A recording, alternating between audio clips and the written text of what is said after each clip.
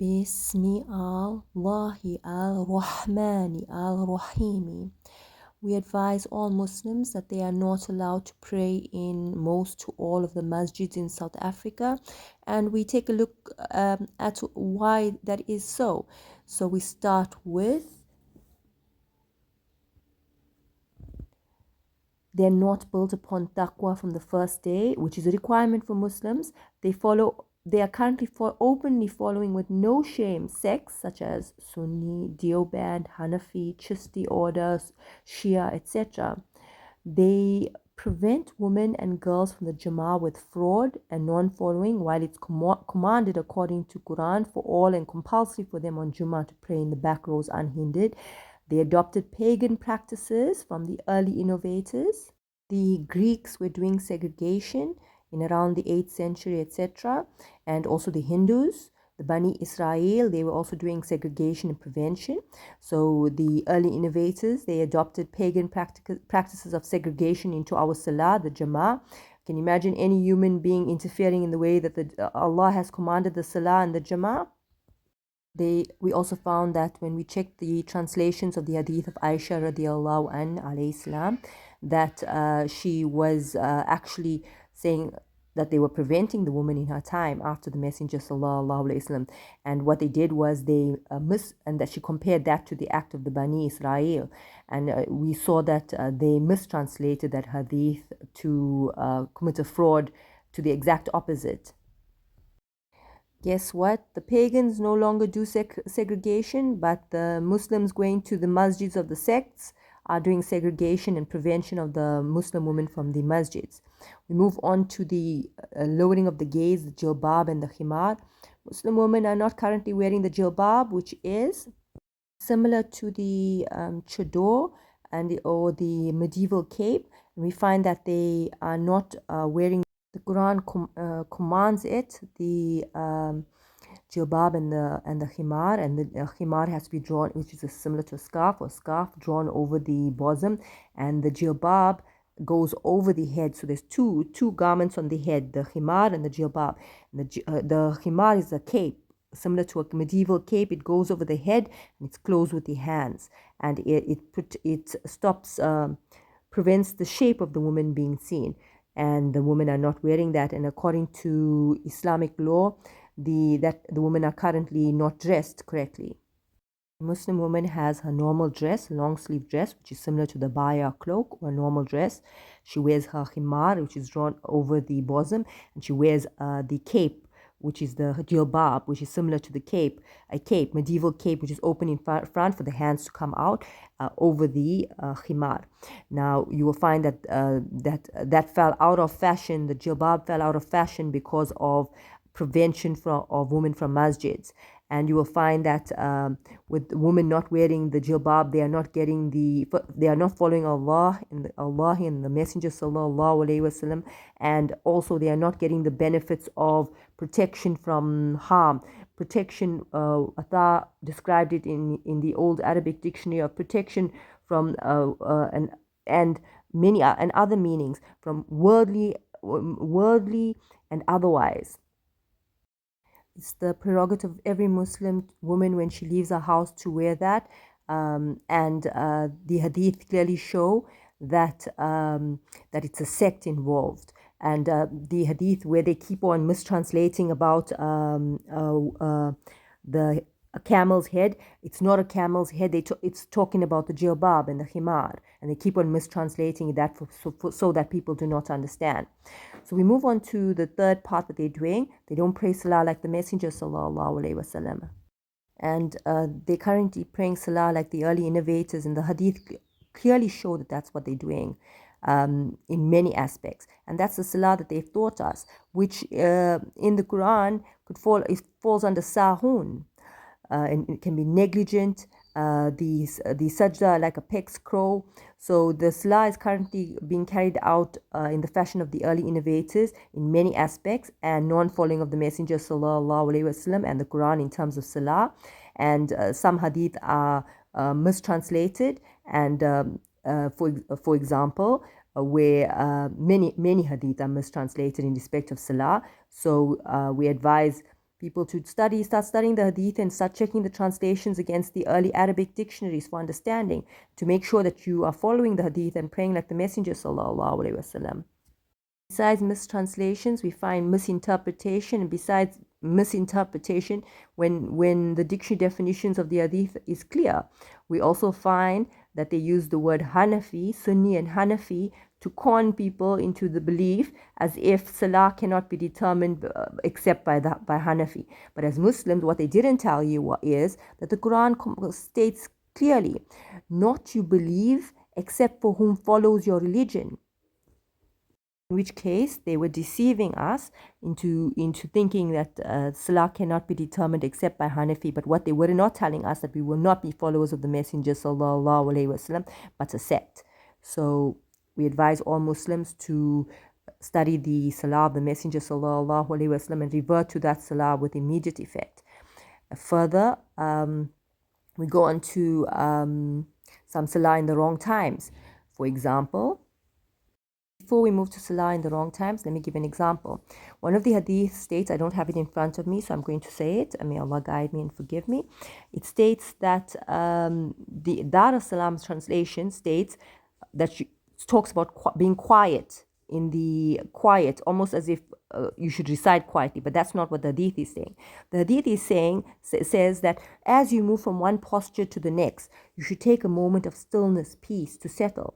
And the Prophet ﷺ told the man that was praying that your salah, it's as if you have not prayed if you have not done that. And if you think about it, in the masjids and the way that they have taught us to pray the salah, they are not doing that. They are not taking a moment of stillness, peace, settling of the joints, peace, stillness, quiet from one movement to the next. And they have purposely negligently or grossly negligently mistranslated that hadith to pray shorter salahs, to do non-following, to follow the innovators. The Hanafi sects or Deoband sect or Sufi sect salah that they're praying, the standard that they're praying is a salah which, if you prayed, it's as if you have not prayed. And that's what they're doing. So then we move on to salah in the wrong times. That is just one example of many. So let's move to salah in the wrong times. Example, they're advertising the time of the astronomical dusk, which is the time of the two supererogatory salahs, the time of Fajr. Some women at home or men at home are waking up in the early time and praying the Fajr salah in the time when it's not Fajr time, but the time of the two supererogatory salah. Or they are waking up and praying the two supererogatory salah and praying the Fajr immediately after. But the Quran clearly shows that there has to be the thread of dawn, the light in the sky. And in which case, the light in the sky only comes in at nautical dawn, a few minutes into nautical dawn, and they have not been taught and they are not advertising the time of nautical dawn and telling people to look into the horizon to wait for the light to come into the sky. And that is also the time of fasting. The hadith clearly states that there's no salah that can be prayed when the time of a salah comes in. There's no supererogatory salah that can be prayed in that time. In which case, people are waking up in the time of Fajr salah when the light is in the sky and they're praying two supererogatory salah. In which case, they are not following Allah and the Messenger sallallahu alaihi wasallam, but they are following mistranslations, sects, ignorance. Come to Zuhar, and we find the hadith of Jibreel alayhi salam and the Messenger sallallahu alayhi wasallam. The time of Zuhar, there's the time of the 4 or 2 rakat supererogatory salah. Now that is the time when the doors open in the sky, and it's the time from solar noon till the sun moves to the thong's distance away from solar noon. If you notice, between your feet is a thong. And if you take that thong off your shoe, off your sandal, and you measure the sun from the solar noon, stand outside, measure the sun from the solar noon, it moves about the thong's distance, just hold it to your eye and to the sun, and you will notice it's around 17 minutes or so. 17 minutes or so after the solar noon. Now this from the solar noon is a time when the doors open in the sky. It's a hour when the Messenger sallallahu alaihi wasallam said that good deeds, he loves a good deed of his to ascend. So they giving you the time of the solar noon time, which is the time of the 4 2 rakat supererogatory salah, and women at home and people that don't know are praying the compulsory salah in that time, and Zuhur has not yet started. Zohar Salah has not yet started. Zohar Salah only starts around when the sun is a thong's distance away from the solar noon. Now, then you come to the fact that some masjids are calling the azan after that hour. Then the people are praying Zohar late, and they're not praying Zohar in the hour when the doors open up in the sky. And then you come to Asr, and you find that Asr, the shadow of your shadow and everything shadow matches. So you stand against the wall, you will see your shadow will match. You go outside and look at a plant against the wall, you'll notice that plant's shadow match. This is now the time of Asr, which is just over an hour before sunset. And people are praying. They didn't care to look at the hadith, but they're following the sect. The sect has a whole different theory to the hadith itself. The hadith tells you exactly, the sect has something else. And they're reading salah in a time where the shadows don't match.